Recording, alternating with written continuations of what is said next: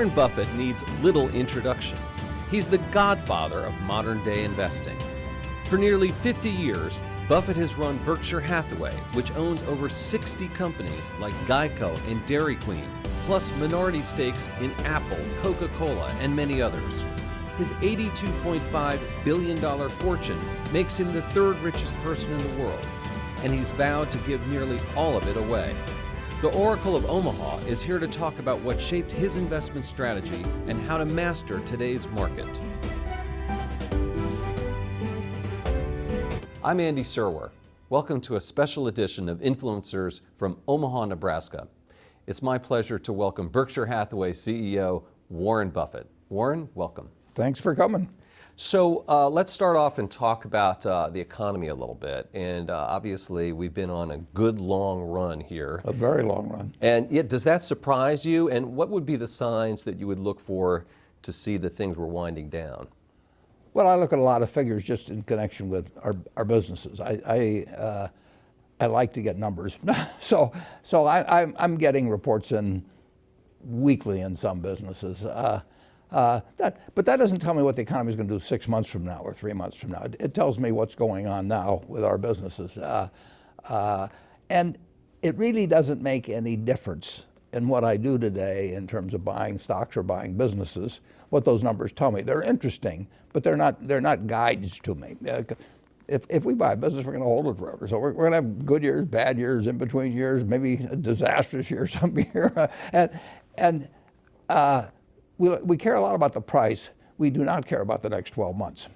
But are you surprised at how long this economy has been expanding? I've been surprised by all kinds of things in the last 10 years about the economy. I mean, I don't think there was any economist I've ever read that talked about negative interest rates for long periods of time. I mean, if you go back and read Keynes or you read Samuelson, you read any of them, they do not get into a negative rate environment. I think now there's still 11 trillion that's of government debt around the world that's at a negative rate. So we've never seen it before, and we've never seen, at least the conventional wisdom on a sustained period of long and growing deficits while the economy is getting better, extremely low interest rates, and really very little inflation. So something different is happening, but something different happens all the time. So, and that's one reason economic predictions just don't enter into our decisions. Charlie Munger, my partner, and I, in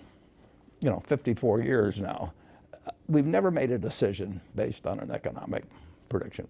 We make business predictions about what individual businesses will do over time, and we compare that to what we have to pay for them.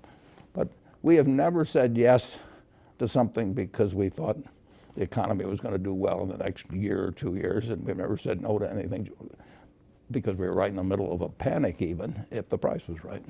All right, so you don't pay much attention to the dismal scientists then, I guess. Well, I pay none in the sense of as a guideline to doing anything.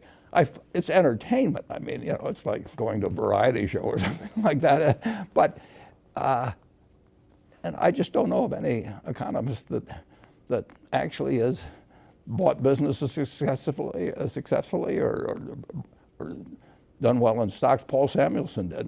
You may know he was a big shareholder of Berkshire, but it's, they make guesses, and there's so many variables. I mean, in the hard sciences, you know that if an apple falls from a tree, that it isn't going to change over the centuries because of anything or political developments or 400 other variables that go in. But when you get into economics, there's so many variables, and the truth is, you've got to expect good times and bad times in business. And if you were to buy an auto dealership and you're, wherever you live locally, or a McDonald's franchise or anything like that, you wouldn't try and time the purchase. You'd try and make the right purchase at the right price, and you want to be sure you got a good business. But you wouldn't say, I'm going to buy it because growth this year is going to be 3% instead of 2.8% or something of the sort. Fair enough.